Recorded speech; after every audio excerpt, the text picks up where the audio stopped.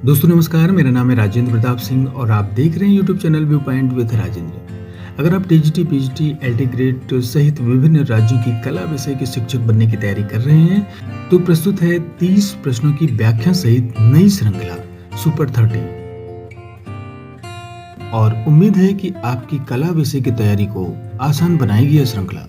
अगर आप चैनल पर नए हैं तो चैनल को सब्सक्राइब जरूर कर लीजिएगा ताकि आपको कला विषय से संबंधित नए वीडियो लगातार मिलते रहें। तो फिर चलिए प्रश्नों को शुरू करते हैं। कंपनी स्कूल पेंटिंग की सबसे प्रमुख विशेषता क्या थी? तो इसका उत्तर है ऑप्शन सी, यूरोपीय तकनीक प्लस भारतीय विषय। कंपनी स्कूल पेंटिंग 18वीं 19वीं सदी में ब्रिटिश ईस्ट इंडिया कंपनी के साथ विकसित हुई। इसमें भारतीय कलाकारों ने यूरोपीय यथार्थवादी तकनीक यानी जैसे कि शेडिंग और परिप्रेक्ष्य को ध्यान में रखते हुए पेंटिंग को अपनाकर भारतीय जीवन, वनस्पति, पशु पक्षी और दरबारी दृश्यों को चित्रित किया। अगला प्रश्न है, बंगाल स्कूल ऑफ आर्ट का उद्देश्य क्या था? तो इसका उत्तर है ऑप्शन बी, भारतीय परंपरा का पुनरुद्धार। बंगाली स्कूल 20वीं सदी की शुरुआत में औपनिवेशिक प्रभाव के विरोध में उभरा। अविंद्रनाथ टैगोर के नेतृत्व में इस आंदोलन ने भारतीय लघुचित्र, अजंता शैली और स्वदेशी भावना को पुनर्जीवित किया। इसका लक्ष्य भारतीय पहचान को स्थापित करना था। अगला प्रश्न है, प्रोग्रेसिव आर्टिस्ट ग्रुप यानी पैग की स्थापना किस उद्देश्य से हुई थी? तो इसका उत्तर है ऑप्शन बी, आधुनिक भारतीय कला को अंतर्राष्ट्रीय स्तर देना। 1947 में मुंबई में स्थापित इस समूह में एम.एफ. हुसैन, एस.एच. रजा, एफ.एन. सूजज आदि शामिल थे।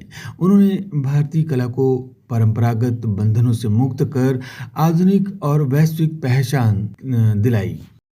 राजस्थानी मिनिएचर पेंटिंग की एक विशिष्ट पहचान क्या है? तो इसका उत्तर है ऑप्शन बी, चमकीले रंग और भावात्मक अभिव्यक्ति। राजस्थानी लघु चित्रों में लाल, पीला, नीला जैसे चटकीले रंगों का प्रयोग होता है। विषयों में रागमाला, कृष्ण लीला, नायक नायिका आदि प्रमुख होते हैं। यह शैली भाव प्रधान है, जबकि मुगल शैली अधिक यथार्थवादी मानी जाती है। अगला प्रश्न है, मुगल पेंटिंग और पर्शियन पेंटिंग में मुख्य अंतर क्या है?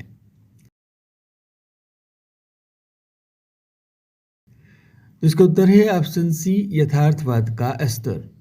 मुगल चित्रकला में यथार्थवाद, परिप्रेक्ष्य और पोर्ट्रेट पेंटिंग का विकास हुआ, जबकि फारसी चित्रकला अधिक सजावटी और सपाट होती थी। मुगलों ने फारसी शैली को अपनाकर उसे अधिक यथार्थवादी बनाया। फिर अजंता पेंटिंग में प्रयुक्त तकनीक क्या है?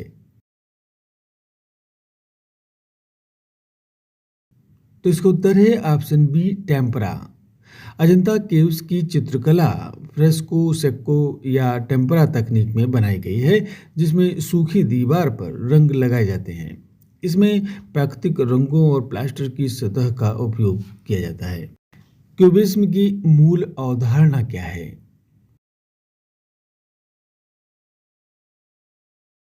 तो इसका उत्तर है ऑप्शन बी, वस्तुओं को कई कोणों से दिखाना।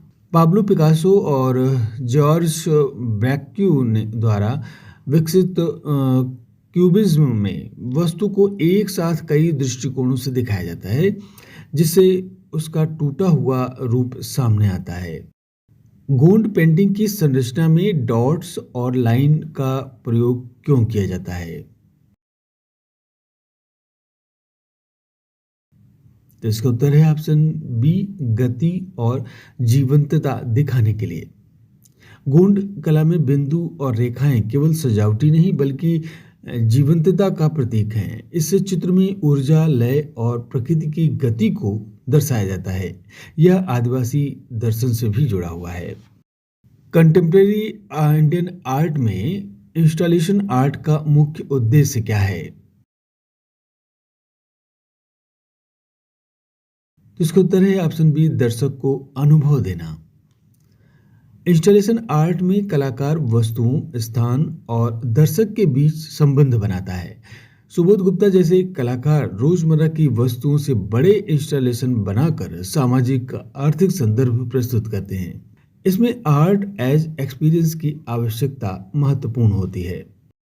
अगला प्रश्न है, इंडिया आर्ट फेयर 2025 में किस थीम पर विशेष फोकस किया गया था? तो इसका उत्तर है option B, digital and NFT art. India art fair में हाल के वर्षों में डिजिटल कला, एनएफटी और एआई आधारित कला को विशेष महत्व दिया जा रहा है। यह आधुनिक तकनीक और कला के मेल को दर्शाता है। अगला प्रश्न है कि एनएफटी आर्ट का संबंध किससे है? तो इसका उत्तर है ऑप्शन बी, डिजिटल स्वामित्व से। एनएफटी यानी कि ब्लॉकचेन तकनीक पर आधारित है, जिसमें डिजिटल आर्ट का यूनिक स्वामित्व प्रमाणित किया जाता है। सुबोध गुप्ता की कला में कौन सा प्रमुख तत्व दिखता है?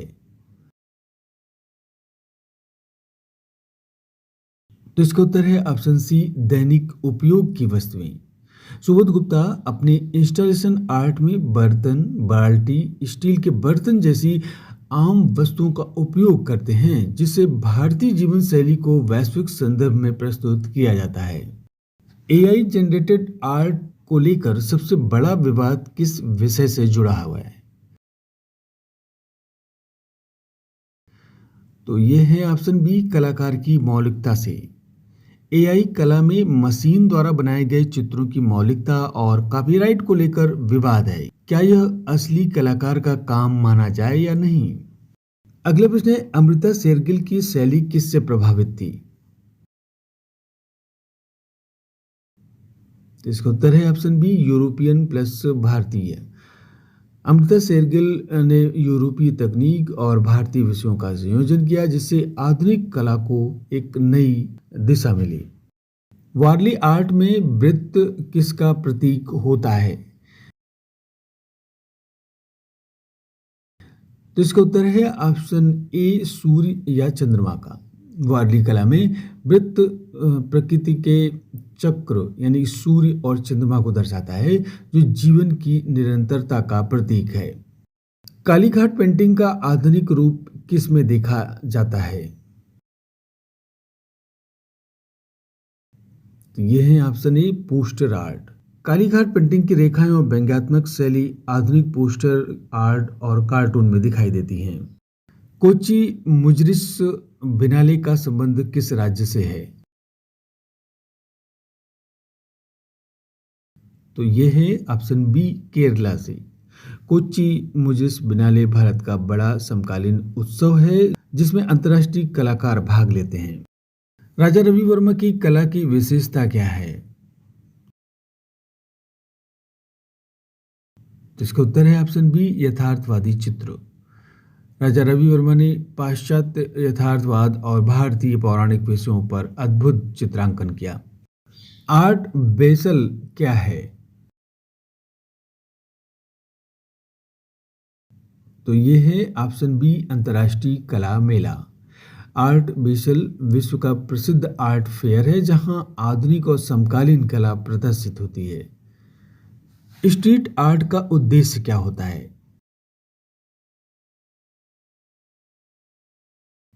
तो इसका उत्तर है ऑप्शन बी, सामाजिक संदेश देना। स्ट्रीट आर्ट आम जनता तक सामाजिक, राजनीतिक या सांस्कृतिक संदेश को पहुंचाने का माध्यम है। मिनिएचर पेंटिंग का प्रमुख विकास किस काल में हुआ? तो इसका उत्तर है ऑप्शन बी, मुगल काल में। मुगल काल में मिनिएचर पेंटिंग का उत्कर्ष हुआ, जिसमें सूक्ष्म विवरण और दरबारी दृश्यों को बनाया गया। डिजिटल आर्ट के लिए कौन सा माध्यम उपयोग होता है? तो इसका उत्तर है option C, computer. Digital art computer, tablet और सॉफ्टवेयर के माध्यम से बनाया जाता है। सस्टेनेबल आर्ट का संबंध किससे है? तो ये है ऑप्शन बी, पर्यावरण संरक्षण से। सस्टेनेबल आर्ट में पर्यावरण अनुकूल सामग्री और प्रकृति संरक्षण का संदेश दिया जाता है। कला के सौंदर्यात्मक रसास्वादन के बारे में किसका कथन है? रोमांटिक कला में अपने विघटन की प्रक्रिया अंतर्निहित होती है। तो इसका उत्तर है ऑप्शन डी, हेगल। हेगल का मत है कि रोमांटिक कला में अपने विघटन की प्रक्रिया अंतर्निहित होती है। अगला प्रश्न है कि अलंकार सिद्धांत किसने प्रतिपादित किया?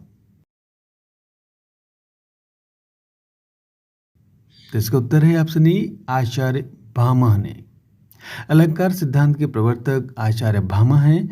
उनकी मान्यता थी कि बिना अलंकारों के काव्य रूपी प्रकार सुशोभित नहीं हो सकता, जिस प्रकार किसी सुंदर स्त्री का मुख बिना अलंकारों के शोभा नहीं पाता। भारतीय सौंदर्य शास्त्र में भरत के पश्चात कौन विशिष्टतम प्रवर्तक माने जाते हैं?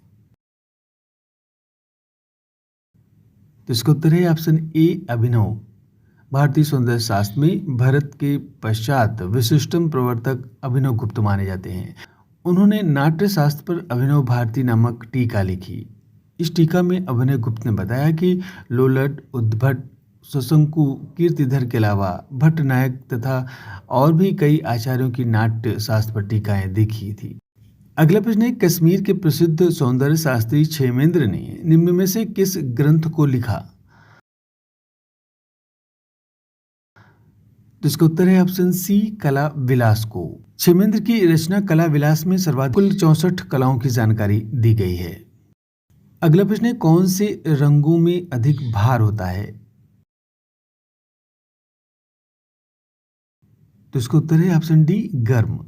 रेखा तथा रूप के समान वर्णों में भी भार होता है। गहरे वर्णों में अधिक तथा हल्के वर्णों में कम भार होता है। इसी प्रकार ऊष्म वर्णों में अधिक तथा शीतल वर्णों में कम भार होता है। अगला प्रश्न है, रंग को तकनीकी भाषा में कहते हैं? तो इसका उत्तर है ऑप्शन ए, ह्यू। रंग को तकनीकी भाषा में ह्यू कहते हैं। ह्यू तकनीक से नीले, पीले और लाल रंग की विशेषता को जानते हैं। अजंता में कितने प्रकार की रेखा शैली का उपयोग किया गया है? तो इसका उत्तर है ऑप्शन बी, 20। अजंता में करीब 20 प्रकार की रेखा शैलियों का प्रयोग किया गया है। अजंता शैली में नारी को बहुत ऊंचा स्थान दिया गया है, जबकि चित्रण मानवीय रूप में न होकर सैद्धांतिक रूप में हुआ है। तो ये थे कुल 30 प्रश्न। उम्मीद है आपने सारे प्रश्नों को सॉल्व किया होगा। तो फिर मिलते हैं अगले अंक में 30 नए प्रश्नों के साथ। नमस्कार।